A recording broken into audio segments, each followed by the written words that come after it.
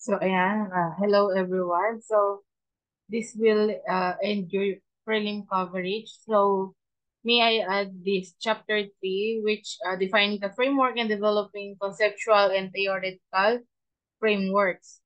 So, as you can see, di ba, naalala nyo kung binabanggit ko sa inyo, o pwede kayong gumamit ng conceptual, pwede kayong gumamit ng theoretical. It depends kung saan kayo magbe-base. For example, kung more on, sabi ko sa inyo, di ba, qualitative, quantitative, you can use conceptual or theoretical framework. So, eto na, dito yun na siguro maintindihan kung ano ba sinasabi mo ng conceptual and theoretical framework. So this chapter provides a discussion of research framework and how variables and their relationship to each other are presented in a conceptual framework. Okay, para kayong gagawa ng patophy, pero in a research way. So that's a conceptual or theoretical framework. Okay, so in this chapter, we have to define the two variables and then discuss the different types of variables, discuss the measurement of variables, and explain the conceptual framework na pwede din i-apply as theoretical framework. Okay? So first, ano nga bang variables, di ba?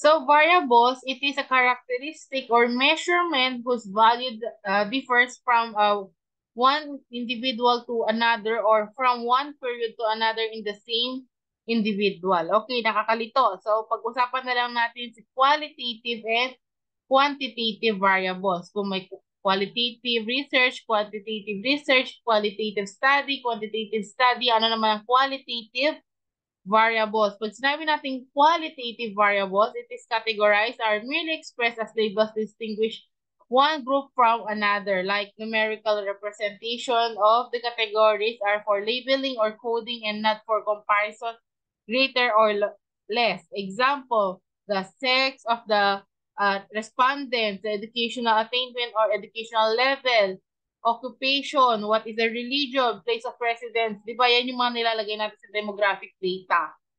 Okay, so that's qualitative variables. How about quantitative variables? More on numbers, okay? Values indicate a quantity. Di ba sabi natin pag quantitative, experimental, trial and error. So, ganun din. Values indicate a quantity from the word quantitative. Quantity or amount and can be expressed numerically. Pwede daw i-express number. So, values can be arranged according to magnitude. Example, ilang taon, anong height, ano ang kilo, ilan ang pasyente, ilan ang iyong respondents, the blood pressure, the temperature, RR, etc. So, that's quantitative variables. So, let's differentiate the independent versus dependent variables. Pag sinabi nating independent, we have to know that is a cause. Pag sinabi natin dependent, di ba? Effect. So, si independent is the cause and dependent is the effect. For example, we have question sa research. Sabi dito, what is the effect of blood pressure level to salt content? So, that's research question.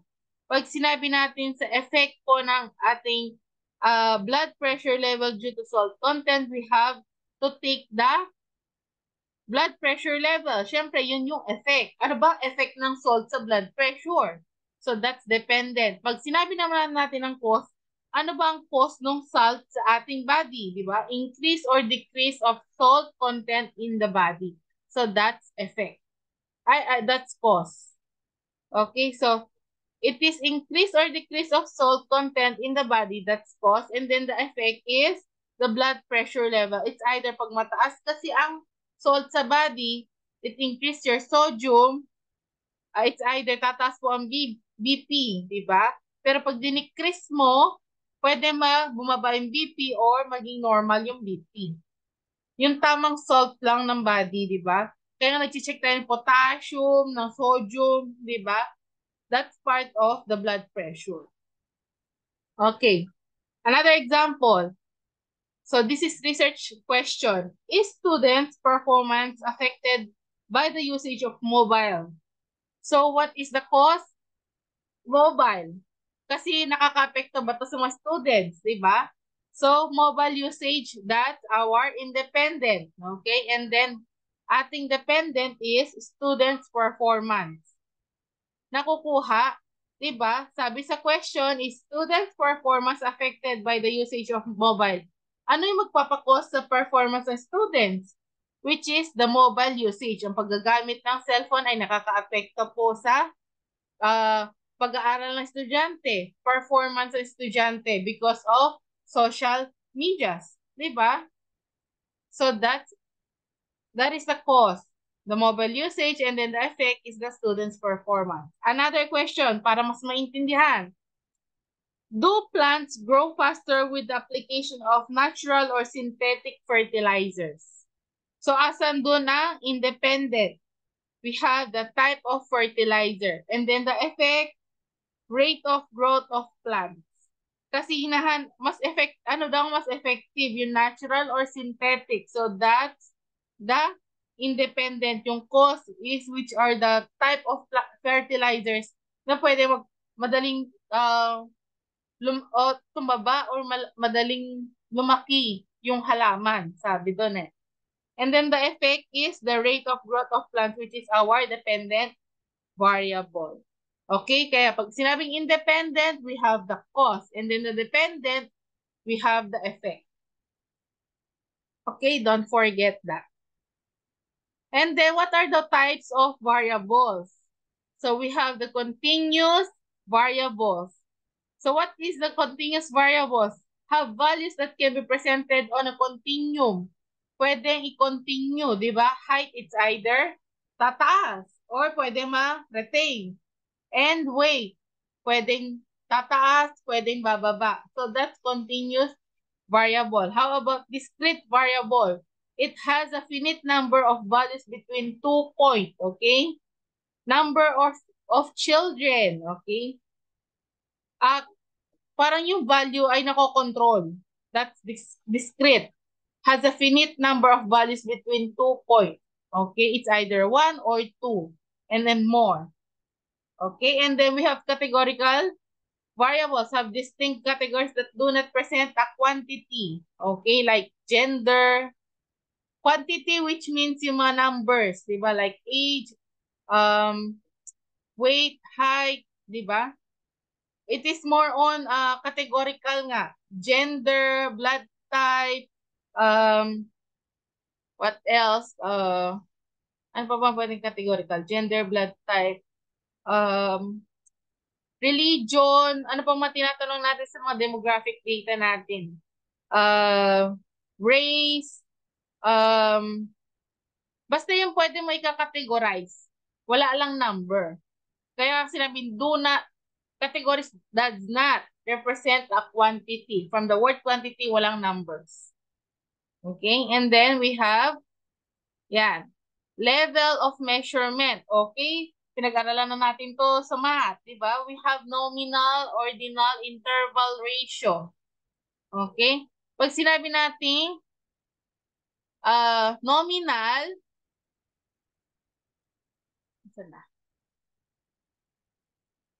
so when we talk about nominal, number or names which represent a set of mutually exclusive and exhaustive classes to which individual or objects may be assigned, like sex.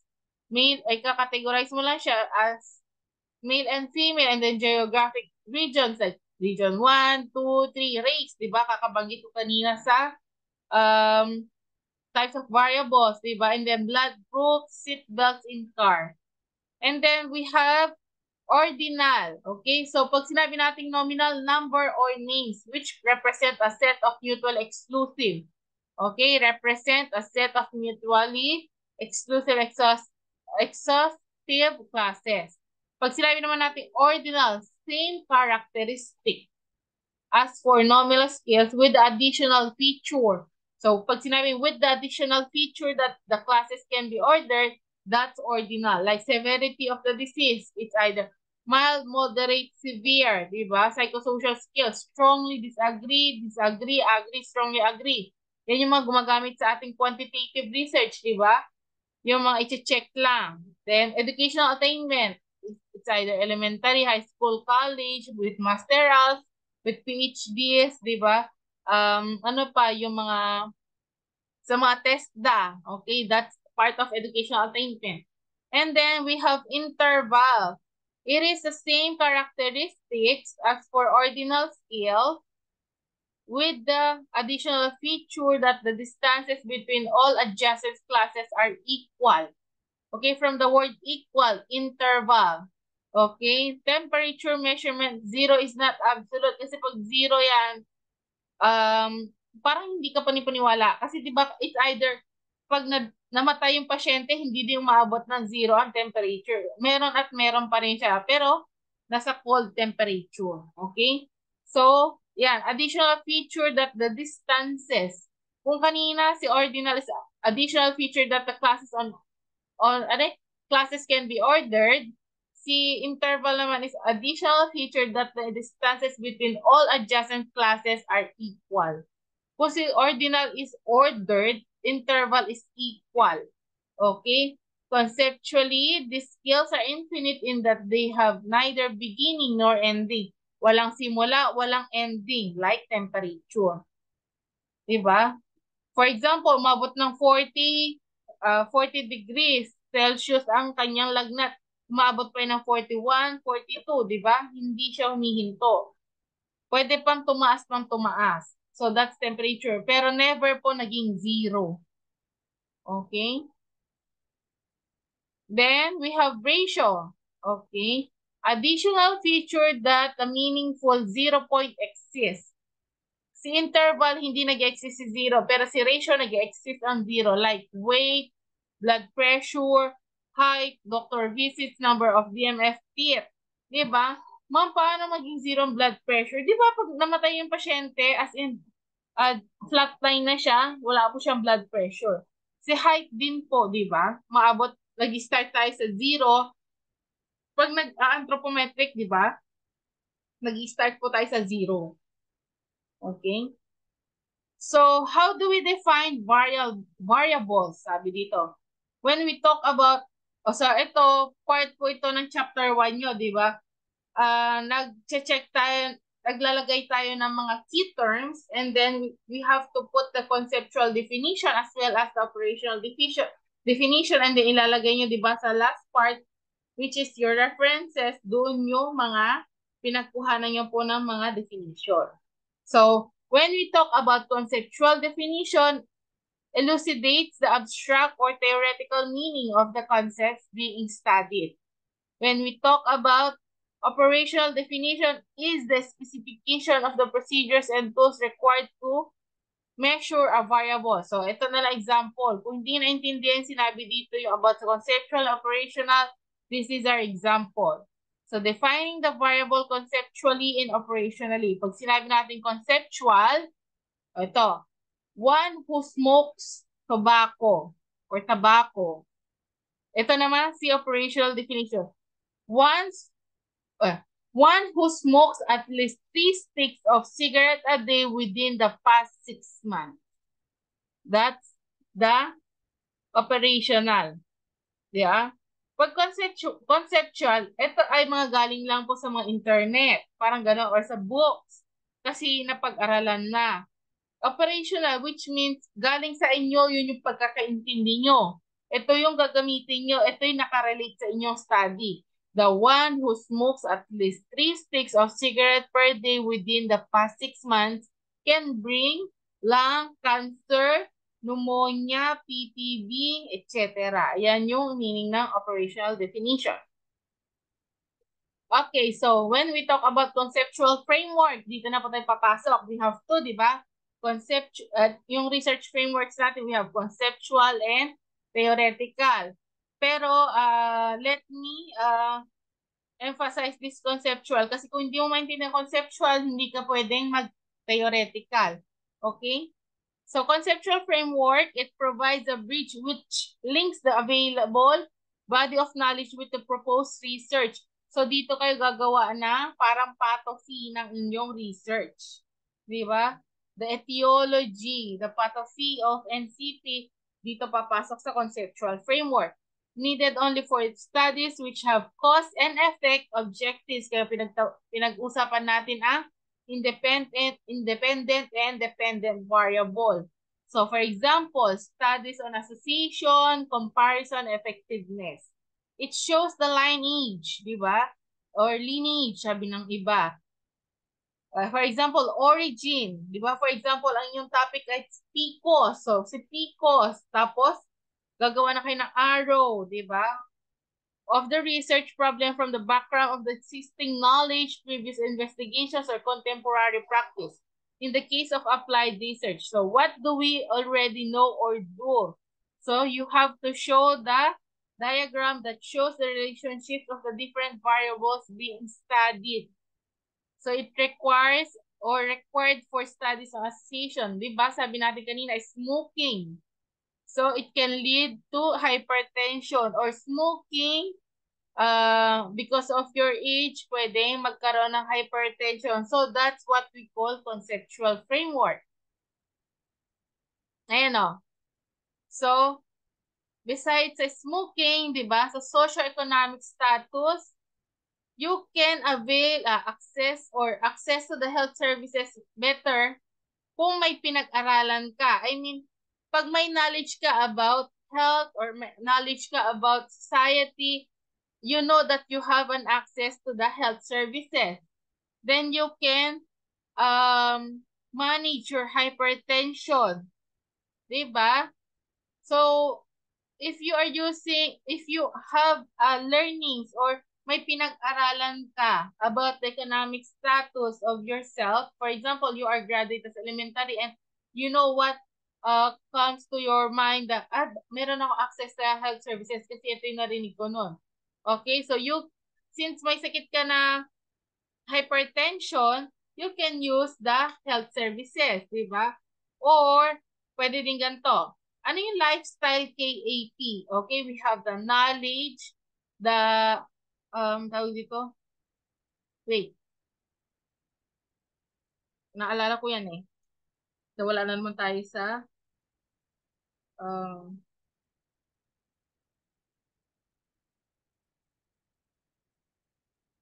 knowledge, yun lang yung naano ko bigla. Yan, knowledge, attitude, and practice on assessment of lifestyle.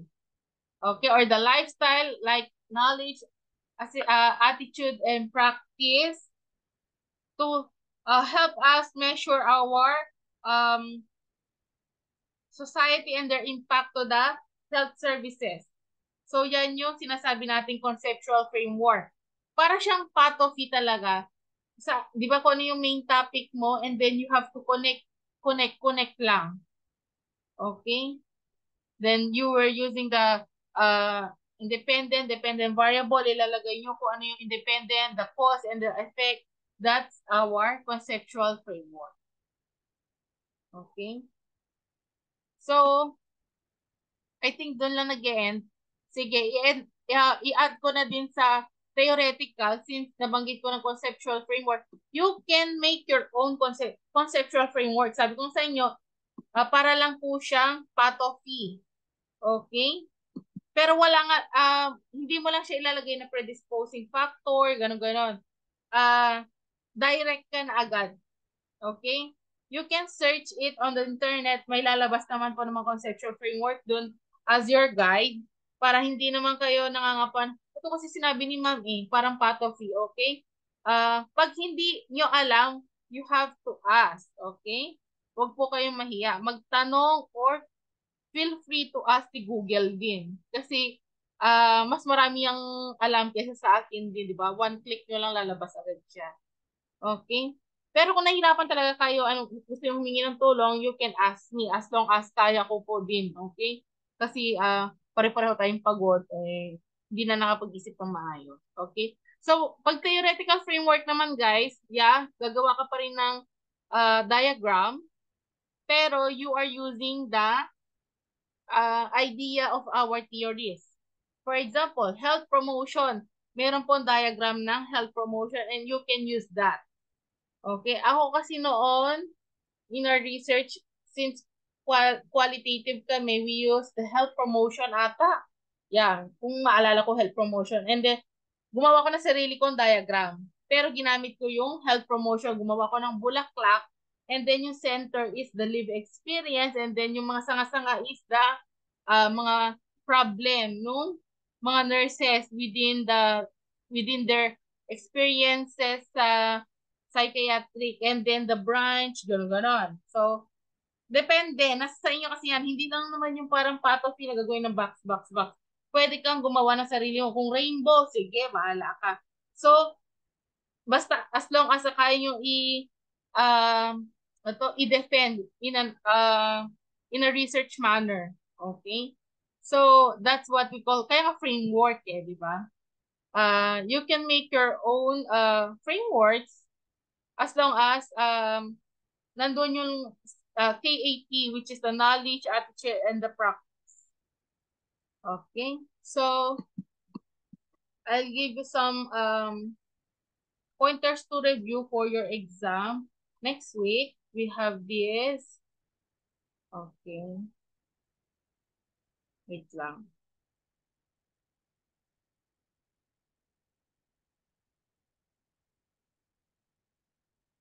Kindly review qualitative research process, data analysis, yan, review of related literature, ano pa, mga research questions, uh, quantitative study, basic research, historical research, descriptive research, experimental research, prescription, control, prediction, explanation, yan, time factor, talents, cost, data availability,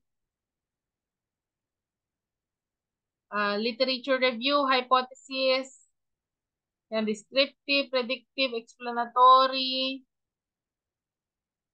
yan, research question, research aim, hypothesis, operational definition, dependent variable, complex, extraneous variable, ano pa,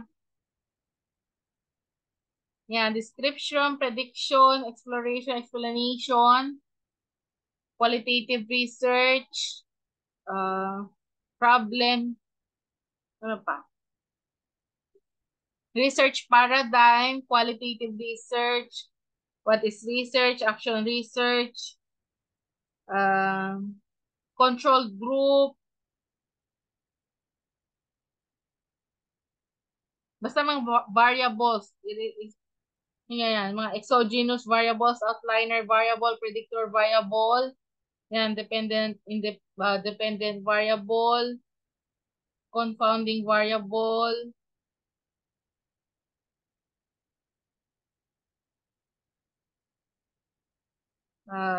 yan, the independent variable. May mga examples doon. Hanapin nyo yung independent, tsaka independent. Ano mga examples ng independent, examples ng dependent,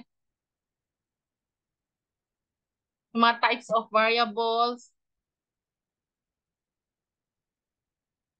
yung mga measurements like nominal, ordinal, interval ratio, yung mga definition, yan. Para saan si nominal, anong example, ordinal, interval, tsaka ni ratio, anong pinagkaiba ng cross-sectional, ng descriptive study, time series analysis, longitudinal study,